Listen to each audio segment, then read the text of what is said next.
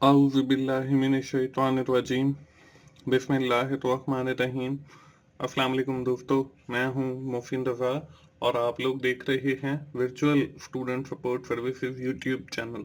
दोस्तों, उम्मीद है कि जितने भी आइडियाज़ मैं अपने यूट्यूब चैनल पे अपलोड करता हूं उससे आप कुछ ना कुछ सीख रहे होंगे।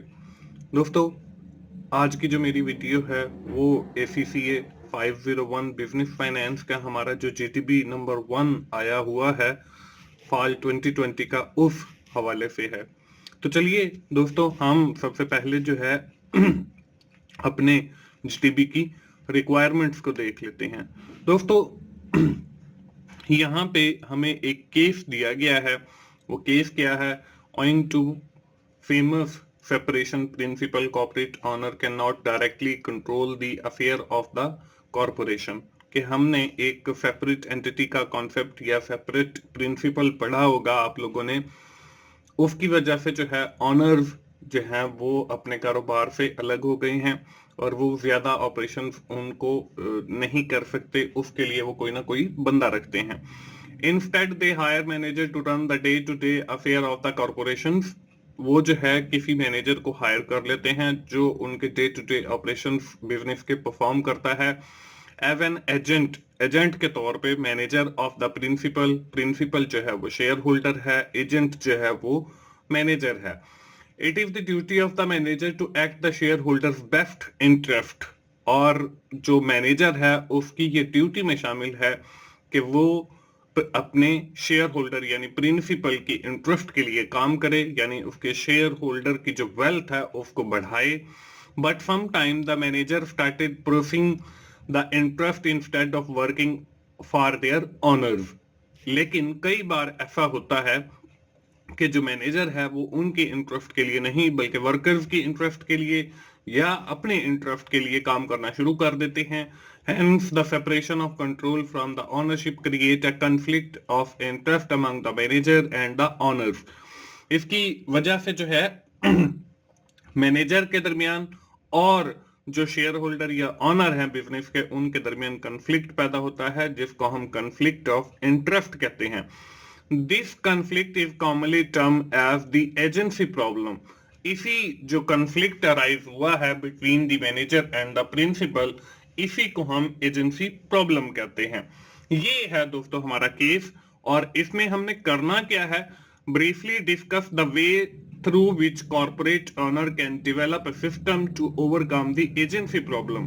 कि हमने ये बताना है कि कैसे हम एजेंसी प्रॉब्लम को जो है वो ओवरकम कर सकते हैं या उसको मिनिमाइज कर सकते हैं या खत्म कर सकते हैं। तो दोस्तों, ये हमारे इस GTB की रिक्वायरमेंट्स हैं। तो दोस्तों, हम बढ़ते हैं अपने इस GTB के सोल्यूशन की तरफ। First of all we need to know about the agency problem. कि एजेंसी प्रॉब्लम बेसिकली होता क्या है। हमें इस केस के अंदर थोड़ा सा ओवरव्यू तो दिया गया है, लेकिन यहां पे मैं आपको विद डिटेल समझा देता हूं। क्या होता है जी? एक साइड पे आपके पास कंपनी है, दूसरी साइड पे आपके पास कस्टमर है। ये जरूरी नहीं है कि यहाँ पे कंपनी और कस्टमर ही आएंगे। अभी थोड़ी देर में मैं आपको कुछ डिफरेंट एग्जांपल और भी दिखाऊंगा जिसमें मैं आपको बताऊंगा कि इनके दरमियान भी जो है वो एजेंसी प्रॉब्लम है। कंपनी जो है वो अपनी प्रोडक्ट या सर्विसेज जो है वो बना के अपने कस्टमर्स को ऑफर करती है। इसके बाद जो कस्टमर है वो उन प्रोडक्ट या सर्विसेज के अगेंस्ट जो है वो पेमेंट करते हैं टू द कंपनी।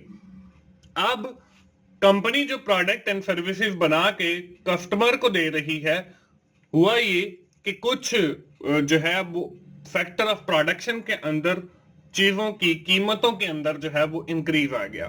तो कंपनी ने क्या किया? कंपनी ने भी जो अपनी प्रोडक्ट एंड सर्विसेज जो कस्टमर को ऑफर की जा रही हैं उनकी जो प्राइसेस हैं वो बढ़ा दी। यहां पे मैंने लिख दिया increase the prices of the product and services.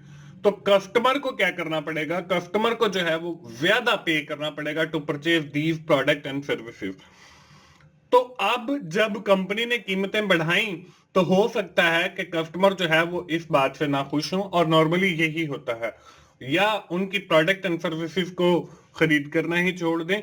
तो ये एक प्रॉब्लम अराइज हो गया। इसी प्रॉब्लम को जो है हम एजेंसी प्रॉब्लम कहते हैं या इसको कॉन्फ्लिक्ट ऑफ इंटरेस्ट भी कहा जाता है।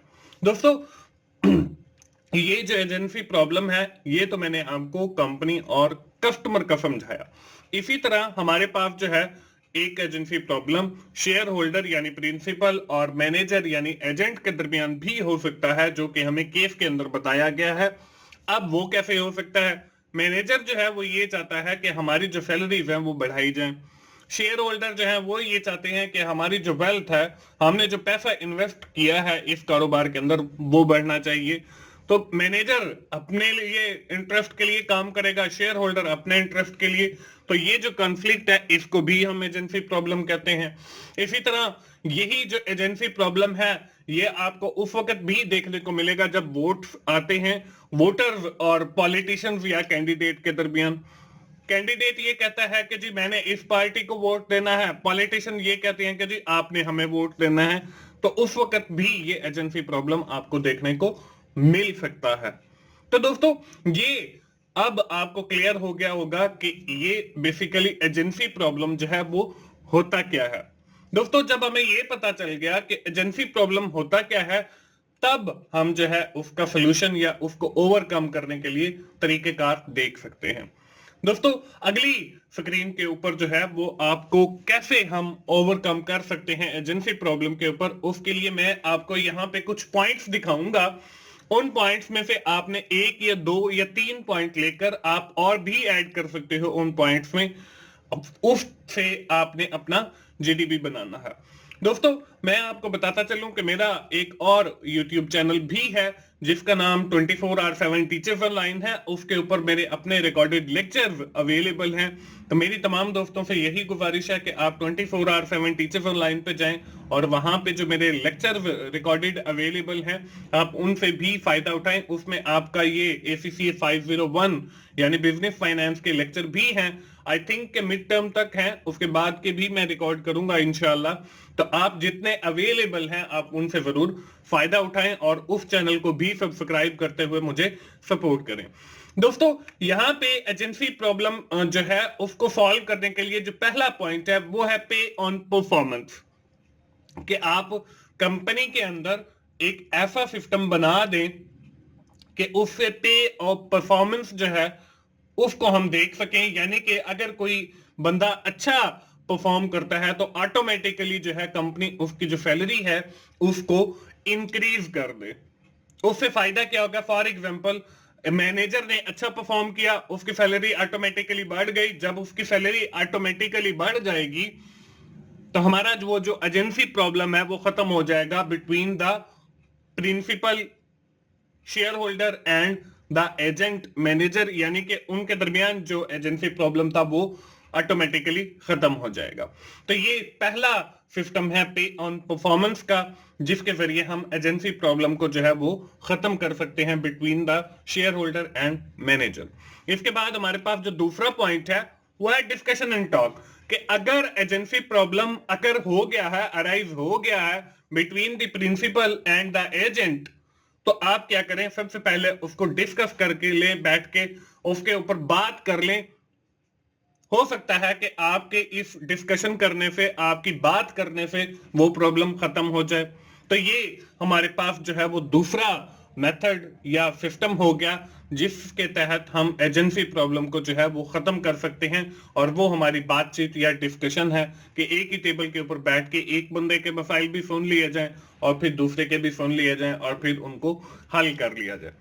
इसके बाद जो तीसरा पॉइंट यहां पे मैंने लिखा है वो है फुल ट्रांसपेरेंसी ऑफ बिजनेस, कि जो मैनेजर है वो भी पूरी ईमानदारी के साथ फुली जो ट्रांसपेरेंसी है वो शेयर होल्डर को शो करे, और इसी तरह जो शेयर होल्डर हैं वो भी फुली जो ट्रांसपेरेंसी ऑफ द कारोबार की है वो मैनेजर के साथ शेयर करें। कई बार ऐसे होता है कि एक दूसरे से चीजें छुपाते हुए जो है वो प्रिंसिपल को भी नुकसान हो जाता है और एजेंट को भी नुकसान हो जाता है। तो इसका तरीकेकार ये है कि फुली जो है वो ट्रांसपेरेंसी होनी चाहिए बिजनेस के अंदर, मैनेजर को भी सारी चीजों का पता हो, कोई चीजें हिडन ना हो, और इसी तरह जो शेयर होल्डर हैं उनको भी सारी चीजों का पता हो, और फेयरली ऑनेस्टली जो है वो बिजनेस करें। तो उस सूरत में भी जो है आपका ये जो एजेंसी प्रॉब्लम है वो अराइव नहीं होगा बल्कि खत्म होगा। तो ये हमारे पास तीसरा मेथड है। इसके बाद दोस्तों अगली स्क्रीन के ऊपर जो है आपको 3 मेथड और नजर आ रहे हैं, जिसमें जो पहला मेथड है वो है एग्रीमेंट एंड कॉन्ट्रैक्ट के प्रिंसिपल और शेयर होल्डर आपस में एग्रीमेंट कर लें कि अगर हमारा जो प्रॉफिट मार्जिन है वो इतना इंक्रीज होता है या हमारी सेल इतनी इंक्रीज होती है तो आपकी जो सैलरी है वो इतनी बढ़ा दी जाएगी, जो शेयर होल्डर्स का डिविडेंड का शेयर है वो इतने परसेंट बढ़ा दिया जाएगा। तो उस सूरत में भी आपकी ये जो एजेंसी प्रॉब्लम है ये अराइज नहीं होगी। तो ये एक हमारे पास पॉइंट है चौथा, जिससे हम एजेंसी प्रॉब्लम को जो है वो खत्म कर सकते हैं, वो एग्रीमेंट एंड कॉन्ट्रैक्ट का है। इसके बाद दोस्तों हमारा जो अगला पॉइंट मैंने लिखा है वो कमीशन एंड बोनस स्ट्रक्चर है। आप अपनी कंपनी के अंदर जो है वो कमीशन या बोनस का स्ट्रक्चर इंट्रोड्यूस करवा दें कि as the company fail increases, as the profit margin of the company increases, the manager will get the bonuses and the commission. और यही सेम जो चीजें हैं ये आप शेयर होल्डर के लिए भी कर दें कि as the company profit increases the dividend ratio also increases along with some commission and bonuses, के उनको भी कुछ कमीशन या बोनस के तौर पे कुछ शेयर दिए जाएंगे। तो इस तरीके से भी आप अपनी एजेंसी प्रॉब्लम को जो है या कंफ्लिक्ट ऑफ इंटरेस्ट को खत्म कर सकते हैं। इसके बाद दोस्तों जो आखिरी मैंने लिखा है वो है मीडिएशन या आर्बिट्रेशन, कि अगर एजेंसी प्रॉब्लम अराइज हो गया है तो आप मीडिएशन करके यानी कि सालिसी करके या आर्बिट्रेशन आपसे हल नहीं हो रहा तो दोनों पार्टी मिलके एक ऐसे साहब को सेलेक्ट कर लें जो उनका फैसला कर दे। तो इस तरीके से भी आप एजेंसी प्रॉब्लम को जो है वो खत्म कर सकते हो।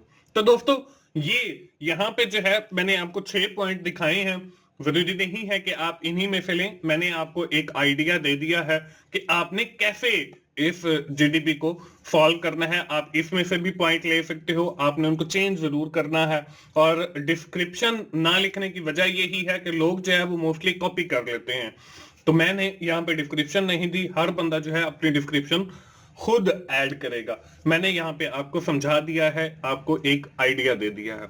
दोस्तों इन मेथड्स के जरिए हम ना सिर्फ एजेंसी प्रॉब्लम को खत्म कर सकते हैं बल्कि जो प्रिंसिपल और एजेंट्स के दरमियान कॉन्फ्लिक्ट ऑफ इंटरेस्ट होता है उसको भी खत्म कर सकते हैं। दोस्तों आखिर में मैं आप लोगों को यही कहूंगा कि आप 24/7 टीचर लाइन पे जरूर जाएं और वहां पे जो मेरे लेक्चर्स अवेलेबल हैं आप उनसे जरूर फायदा उठाएं। दोस्तों मिलते हैं अगली किसी असाइनमेंट सोल्यूशन के साथ या जीडीपी सोल्यूशन के साथ। उस वक्त तक के लिए अल्लाह हाफिज।